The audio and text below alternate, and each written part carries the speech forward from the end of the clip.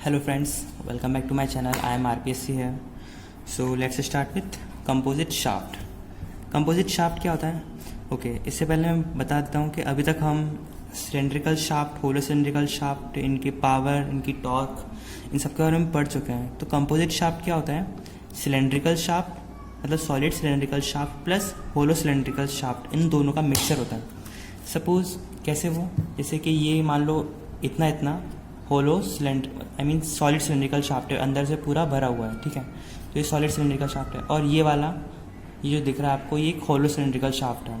दोनों के मटेरियल अलग अलग है. मान लो एक आयरन से बना हो तो दूसरा स्टील से बना होगा सपोज, ठीक है.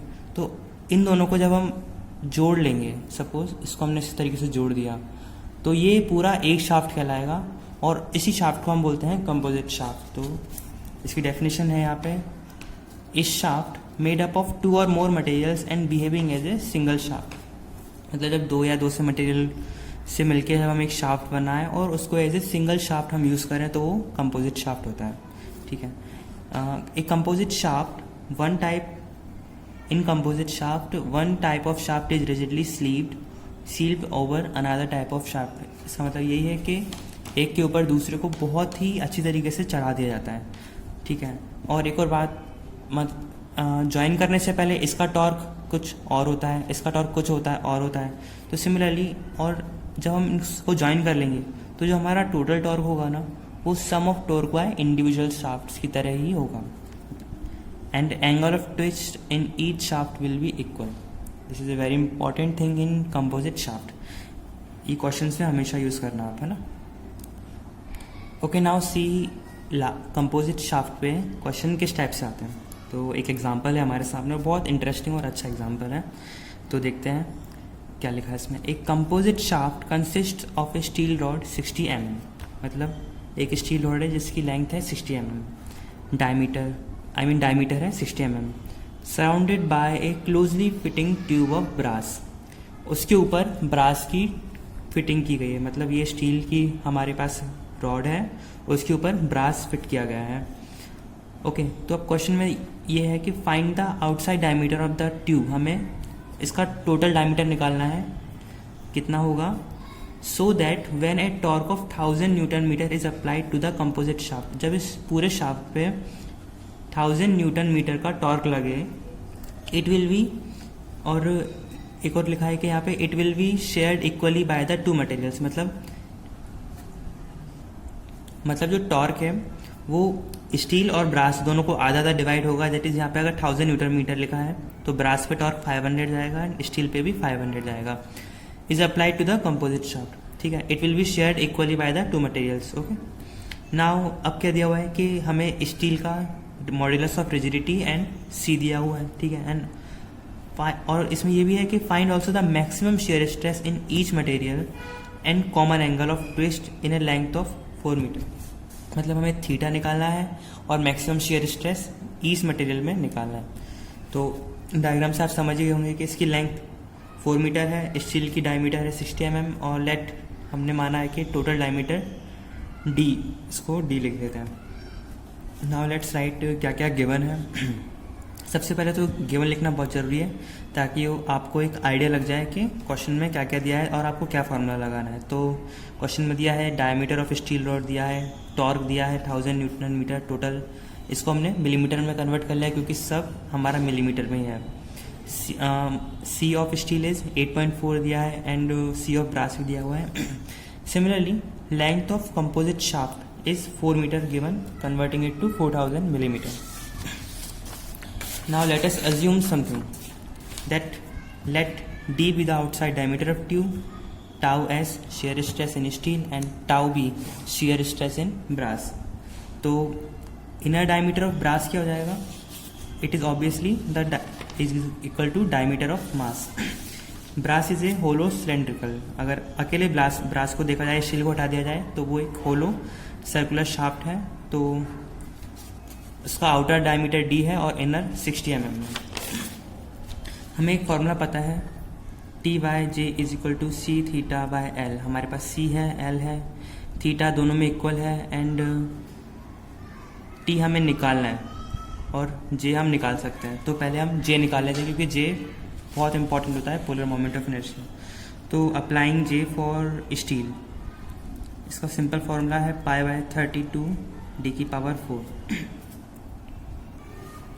And it will be equal to π/32 60 की पावर 4 एंड इसको ऐसे लिख रहने देते हैं। Similarly J for brass π/32 capital D की पावर 4 माइनस 60 की power 4 and this will be in MMP4. Let TS is torque for steel and TB for brass and both will be equal to 500 Newton meter क्योंकि question में दिया हुआ है कि equally shared है। Okay, now अब हम ना ये इक्वेशन लगा देते हैं जो हमने करी थी, T/J is equal to C⁻∅L। For a steel rod,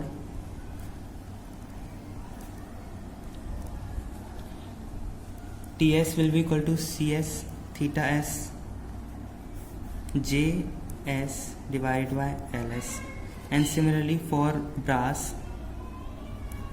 TB क्या हो जाएगा हमारा CB theta B JB divided by LB। दोनों को हम इक्वेट कर देते हैं।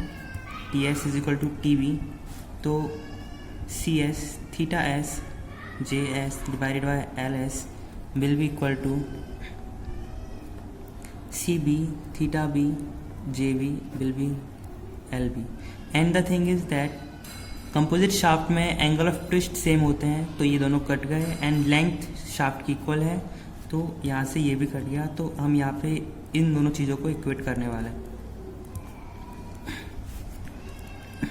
CS दैट इज CS की वैल्यू हमें दी हुई है 8.4 into 10⁴ multiply by polar moment of inertia of steel हमने निकाला है, दैट इज π/32 60 की power 4 and CB is given is 4.2 into 10⁴ multiply by JB that is π/32।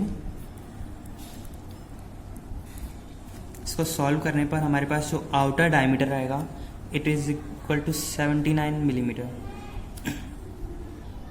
Second part में हमें शियर स्ट्रेस निकालना है ईच मटेरियल की। उसके लिए हम एक फॉर्मूला यूज़ करेंगे, τ/कैपिटल R is equal to T/J because we know R, T and J।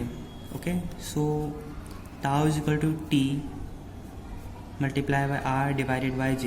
So for steel के लिए हम जब टाउ निकालेंगे तो τS will be equal to TS multiply by D/2 divided by J of S। TS हमें पता है is 500 into 10⁻3, वो न्यूटन मीटर में था इसलिए यहाँ पे मिलीमीटर में कन्वर्ट करते हुए मल्टीप्लाई बाय डायमीटर 60 था इसलिए 60/2 करा ताकि रेडियस आ जाए, एंड JS वाज π/32 60 की पावर 4 एंड इसको सॉल्व करने पर the answer will be 11.79 Newton पर mm²। And similarly for brass के लिए भी जब हम ये क्वेश्चन लगाएंगे तो टाउ भी हमारे पास जाएगा 500 इंटू 10⁻3 मल्टीप्लाई बाय 79/2। ब्रास के लिए हम आउटर डायमीटर का इस्तेमाल करेंगे and JS will be changed here, that is π/32 79 की पावर 4 माइनस 60 की power 4 and after solving the answer will be 7.76 Newton पर mm²। And in third part common angle of twist निकालना है, दैट इज थीटा निकालना है। Theta is simply कोई भी हम स्टील या ब्रास का सेम कर लेंगे, मतलब कोई भी एक इक्वेशन का यूज़ कर सकते हैं, T बराबर C⁻L/J C⁻J/L। ओके, ये हम चाहे स्टील के लिए लगाएं चाहे ब्रास के लिए लगाएं, क्योंकि हमें T की वैल्यू पता है, अब C पता है, J पता है एंड L पता है, थीटा निकालना है। और कंपोजिट शाफ्ट में दोनों के लिए थीटा सेम होता है, तो let us find it for steel. Okay, steel के लिए डायरेक्ट हम वैल्यू रख देते हैं और theta S will be equal to T S multiply by L S divided by C S J S.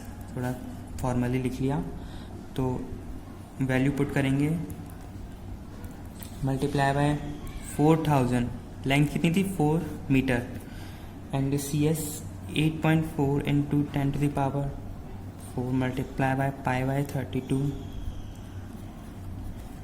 And theta S, जो हमारा theta S आएगा ना वो रेडियंस में आएगा, it will be equal to 0.01871 radians. इसको हम डिग्री में चेंज करेंगे and it will be equal to 180 by pi radians, and on solving theta will be equal to 1.072 degree. यहाँ पे थीटा एस या थीटा बी टाइप नहीं लगाएंगे क्योंकि कंपोजिट शाफ्ट में थीटा इक्वल होता है, and this is the final answer. So guys, if you liked the video, do drop a like, share and subscribe. Thank you very much.